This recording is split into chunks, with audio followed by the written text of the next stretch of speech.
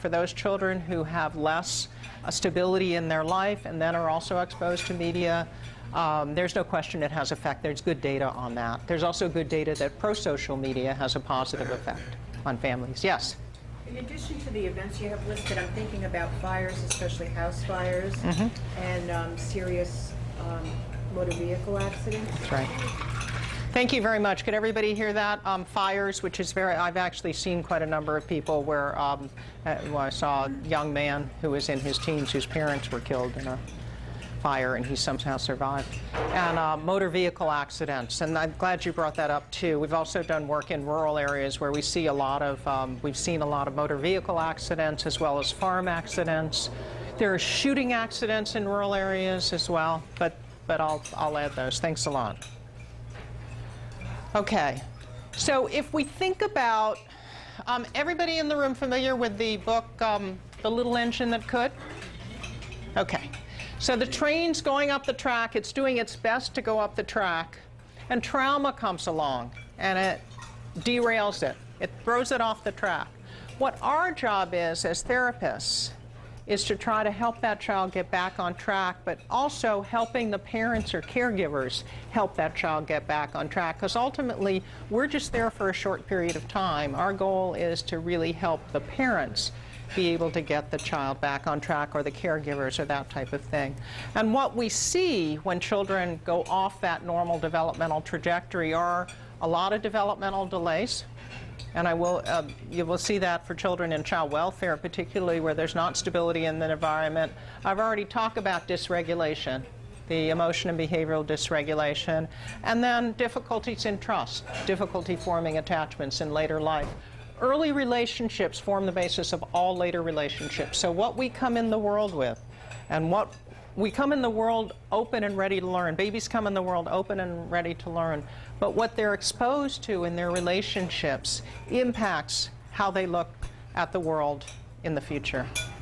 Okay, just a few figures on child maltreatment. 1 out of 7 children between 2 and 17 years old is a victim of maltreatment. And in 2006, 1 of 43 infants less than a year old were a victim of maltreatment. The rates are probably higher, but it depends on how you collect the data. Very common. And just so, I don't know how many of you work with young children, infants and young children. Okay, infants under the age of young are the largest cohort in the child welfare system. And Julie LaRue, my colleague at Tulane, has made the statement, it's rarely the case that a maltreated infant has no problems. They're also at much higher risk in the system. Young children in foster care, 79% of child fatalities occur under the age of 4. These children are at significant risk. And young children, as we said before, are more likely to be abused and neglected. They remain in placement longer. And developmental delay is 4 to 5 times greater than children in the general population. They also have serious physical health problems, and I'm going to tell you a little bit more about why that's the case. I'm not an MD, but a lot of us study a great deal about what goes on with them. Look at physical development for children in child welfare.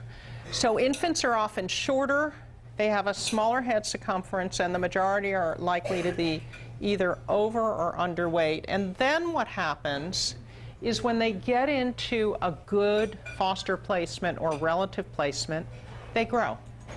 So people presume they grow because they're getting better nutrition. Well, certainly that helps with that, but the main reason that they're growing is the nurture and care. That it's not just the nutrition, that babies need to be nurtured. They need to be treated consistently and sensitively to grow. So it's very important, the impact on physical development, and then the other major impact that we need to pay a huge amount of attention to is developmental delay. In foster care, the overall delay is 60%, and if we look at it, language delay is 57%. So what happens when a child is delayed in language? When they get into preschool, they're in child care, or they're in school, and they don't have the language to express themselves, how do they express themselves? They express themselves through their behaviors. So they're aggressive, they act out, other types of things because they can't communicate. So addressing the issue of language delay is very important. With work that we do with juvenile court, and I work with juvenile courts around the country, and we have programs that we've worked with in that area. For a number of years, I worked with a program in Miami. We've done some training with other courts in Florida. We have one in New Orleans, and then I work with the 0 to 3 court teams for maltreated infants and toddlers. One of the things that we do with courts is bring the science of early childhood development to the judges and the lawyers, because that isn't part of what they learn in law school and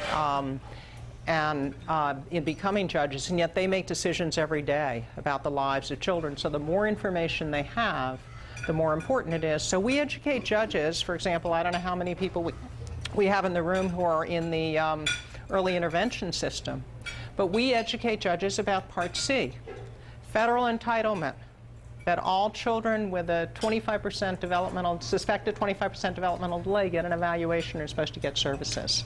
You know, it means judges can order this to happen so that those issues of developmental delay are addressed very early. I know right now in a number of states we're facing some cutbacks of federal dollars in that area, and hopefully that won't happen. But developmental delay is a very important issue, and then of course psychological problems. So in foster care, 25 to 40% of children under 6 have significant behavioral problems, most often externalizing problems, aggression or anger, and in the general population it's 3 to 6%.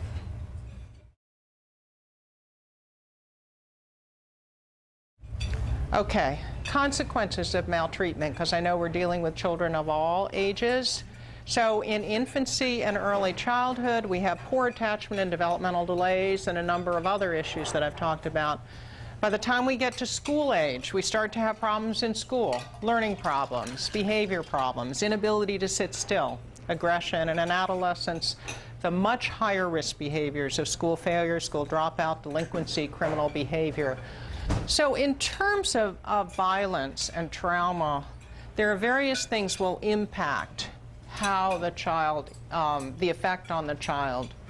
And Bob Pynus, who's the co-director of the National Child Traumatic Stress Network, did a study a number of years ago on sniper attacks in schoolyards. It's one of the best studies.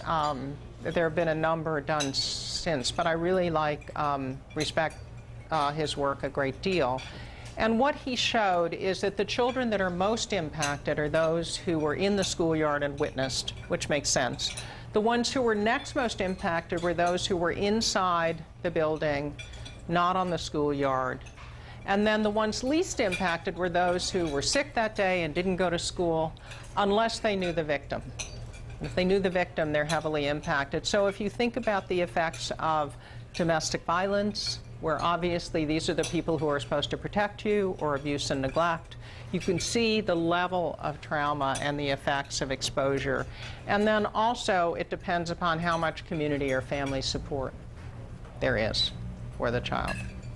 Now the other component that we always need to think about with trauma or violence exposure is the parent or the caregiver or the teacher or the other people in the child's environment. For very young children, they're very dependent on parents or caregivers. They can't cope with some of the things without the support for adults.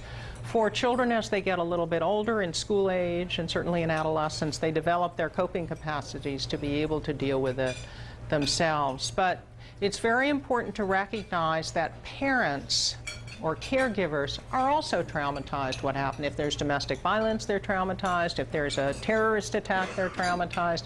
If there's a hurricane or earthquake, they're traumatized.